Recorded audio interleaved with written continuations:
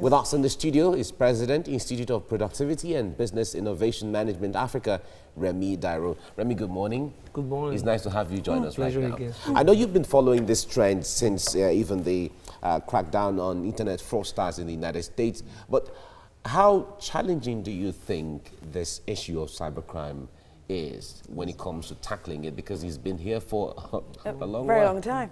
So I think the nation, I'm going to talk from the positive angle today, because the question is, we kept on having this particular issue of cybercrime and Nigerians, talking about Nigeria. And so the question is, why are Nigerians so bright and so innovative? Okay. To use the internet. To use the internet. Right. And then they can even defraud such a big nation like the United States, that they could enter into their secret places that take as techy as those states are. That shows there's something about this country. So I would say that it's a bad image, but if Nigerian youth are able to lend the positive vibes to that skill, I think it's going to be a good one for the country. That's the dimension I'm looking at it this morning. Okay, but before you look at that dimension, let's look at how much Nigeria is losing when you talk of cybercrime, internet fraud. How do you think that positive energy, that energy that Nigerian youths are using to, defraud persons in the, Western world, how can that energy be channeled into something positive, just like you said? Yes, so our Institute of Productivity and Business Innovation Management, just tried to organize a talk, a kind of an engagement with youth, with people in the innovation world, innovation ecosystem. Let's discuss, what are your ideas? Because sometimes you have those ideas, if it's not well harnessed, it can be used negatively. So we are saying, can we discuss great ideas? Can we discuss innovative ideas? And then position it to the world as a product. So instead of us pushing for oil, pushing for non-oil sector, we can push for innovative ideas that Nigerians can build, and that globally they can win things, and then it can become one of our a source of revenue. So in that dimension, instead of us having it in a negative way, we can have it making much more money for the nation as selling, as a patenting or selling those ideas to the world, because we have the brain already. Yeah, but it is one thing for an individual or organization to try to have this lofty idea. But on the other hand, Nigeria, in fact, for the president to even mention it and talk about it, it is looking like a menace to the country now. But from the government perspective, that is going to be massive and very effective. What do you think government should be doing now when it comes to harnessing all these people and the ideas you're talking about? Number one is for the government to create an enabling environment for innovators, those who are not normal. When I say normal now, they don't want to go to the straight jacket of going to school, pass like my the exam. They are just out of the box. Some nerds or geeks, exactly. Exactly. They should create a kind of curriculum for them. If I say for them now, there should be a special school that takes care of such kind of people. Or even in our schools, our students have been taught to go to school, pass exam, get job. Maths, English, pass literature, biology, and then they mention, and then you are straitjacket in that particular box until you are out of say, I'm free, then I can, So I think the government have to retweak or rework the curriculum of the education of the country, and then invest into the innovation mental capacity of Nigerians, of the Nigerian youth. It will really be an investment that's worth it. And number three, I think the government should also provide funding, support, and so, okay, if you have such idea, let there be competition. If you have such ideas, or for agriculture, or for information technology, different sectors, solution-driven, then the government can say, okay, we are putting these billions of naira or dollars down to support that kind of industry. Remy Dairo, thank you so much for coming on the program.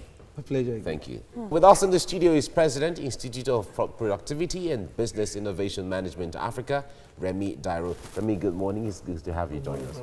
I know you would have heard so much about Yahoo Yahoo. In fact, I think these days, there's a way one thinks that Yahoo Yahoo boys look like. Yeah, really. So exactly. Isn't it? So sometimes, why are you dressed like a Yahoo Yahoo boy? Exactly. You understand? There's this subconscious.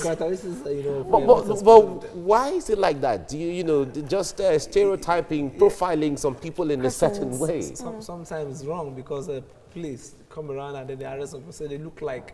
How can you arrest people because they look like? Maybe they have their hair in a certain way, or they're dressed in a certain way, and they're carrying a certain or bag. Exactly. Or they have a laptop. Having a certain phone. Yes, or they're sagging. you know, Exactly. the case and say, oh, this is a Yahoo person. I mean, I think it's more than that. Nigeria must be able to take advantage of that, you know, that capacity of Nigerians being in the news, you know, over the years, because we thought this would have stopped, but you kept on hearing that, you know, Nigerians, you know, defraud the whole nation, the whole developed country with their own security network and all that. So wow, how are they doing it? So I think Nigeria should be able to harness this potential, this innovation, this capacity, you know, that Nigerians have in a positive dimension. So we don't keep on having the negative, you know, slap all the time. But well, we have the positive energy, we have the capacity, we have the population, but you would not take the fact away that some persons just want to be known as Yao boys. Some persons just want to actually go into this business and actually make money out of it. But what do you think the government should be doing, you know, to discourage persons like that? Because in Lagos, some places, Port Harcourt, Delta, there seem to be pockets, hubs of this kind of persons. You know, some persons just go out to want to do this business. So I would say that it is not that they just want to. They are naturally born to be different. So it is just that we have not found the right atmosphere to build such an industry out of such kind of people. Now they are innovative people. They are disruptive people. So they are not destruction people, quote unquote. They're just divergent. So they people that you think know, out of the box. I think the government should be able to provide an enable environment for such kind of people to flourish and find a positive energy in the right direction. And I say this, you know, Nigeria talk about oil exploitation, and they are talking about non-oil. So the capacity of an average Nigerian or somebody who is in that, you know, ecosystem is good enough as an importation. You know, so that's why the Institute of Productivity and Business Innovation Management, which I'm the president, we are organizing a talk, a kind of a discussion on how can we, you know, take this kind of people into the next level, because people are thinking, how else can I make money? I'm tired of this, you know, this place. I'm trying to see what I can do and all that. So because there's no system that helps to do that, people just find another dimension to make it happen. So we are doing discussion called, innovation meetup, where people can sit down.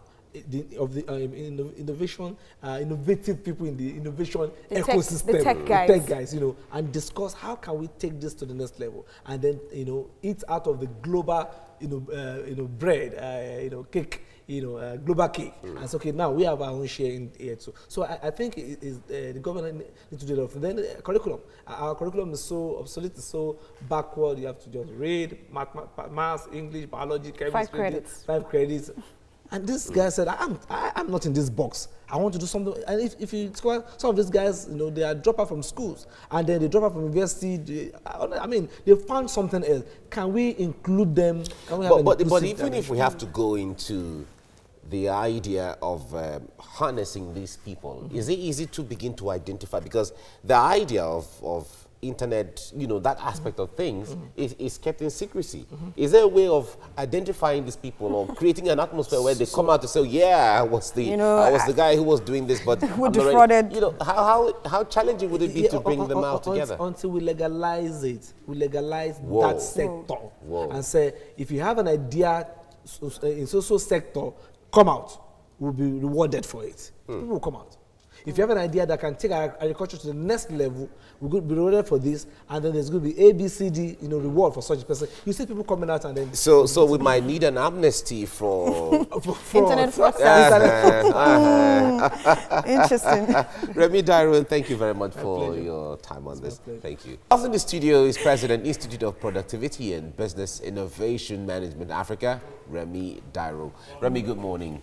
Now, let me even take it from the area of this internet fraudsters we often see and talk about. Is it a male thing, really? I've not thought about that. Because when you said the boys, I was like, I don't know Yahoo girls. well, come on, it's common. Gender. Is it a gender crime? I don't understand. I think. Have you thought of that too? I'm just thinking about it now.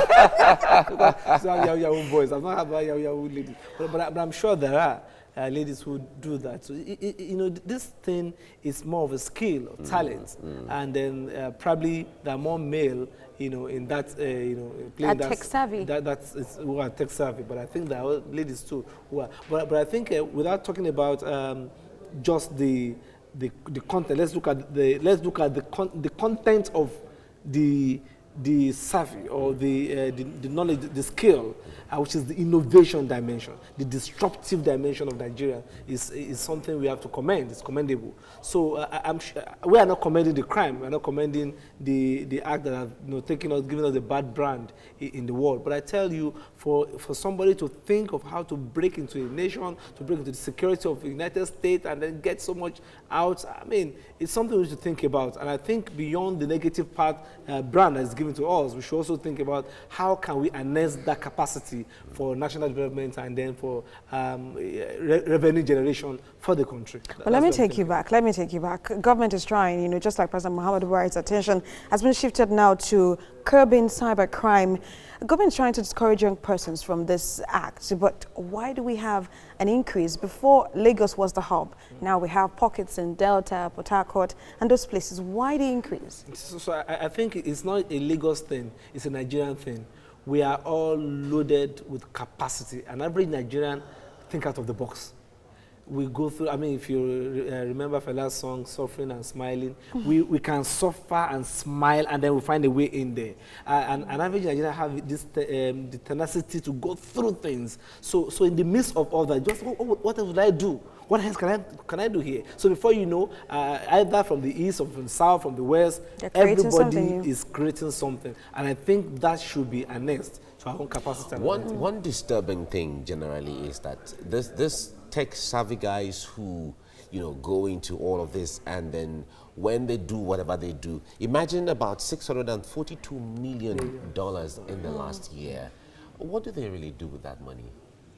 So, how can we connect into that? Well, maybe let me not ask that because it might be, but that kind of amount of money, for instance, that's the one we have found right now. There's the one that may not have been found, and even the previous years and all of that. Now, how can all of this be harnessed?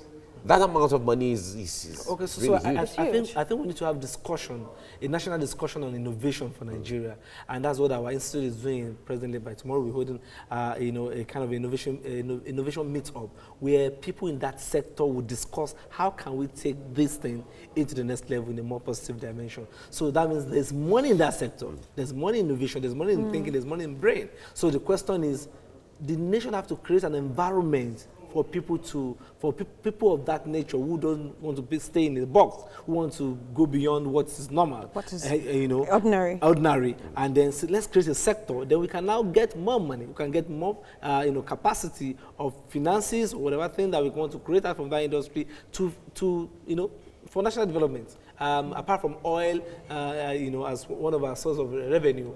Brain, innovation, innovative idea, disruptive idea from Africa, from Nigeria, can be a, you know, source of revenue. Like you're saying, we can now use that money for development of the nation, for, you know, current expenditure, capital expenditure, because innovation capacity has, you know, innovation has the capacity to fund a nation. I mean, there are some companies in America, one person salary or one person company capacity can buy more of many African countries, you know, in budget, as the case may be. So that shows, I don't want to mention brands here, that shows the capacity of just one man thinking, you know, out of the box. You know, out of the box. So I think Nigeria should be able to take advantage of that. Okay, but looking at cybercrime, the internet, technology as on its own, do you think Nigeria has the capacity to actually, because whatever has an advantage will also have a disadvantage. Does Nigeria have the capacity to actually watch the disadvantage this might actually bring, the technology might bring? Because look at the Western world, they're still trying to battle data privacy and all that stuff. But do you think Nigeria has the capacity to actually harness all this potential? So there are two dimensions to it. And just like there's virus, there's antivirus. So the people who created the virus, sometimes they are the one who created the antivirus. So that they can, so if you have a discussion on, okay, what are the innovations that will come from this part of the world, or this part of the industry, then some other people have to think, what are the other side effects, or what are the things we need to look at? How can we cope, or how can we mitigate it, against it? That can be another creation of another concept or innovation that will take care of that new innovation. So even the developed world, they are thinking this way. Some people are thinking of how do we crack into the system. So cracking, they call it cracking itself is a I don't know, there's a particular word they use for hacking. It. Or hacking, thank you. Hacking itself is an industry. So there's a new system on how do we crack it? How do we hack into it? So that becomes an industry. So I think Nigeria should be able to explore and open more opportunity for people to think and innovate, and then by that be able to control and harness, the capacity. All right, Very Remi nice Dairo, it's really an interesting time talking with you. Thank you so much for your time.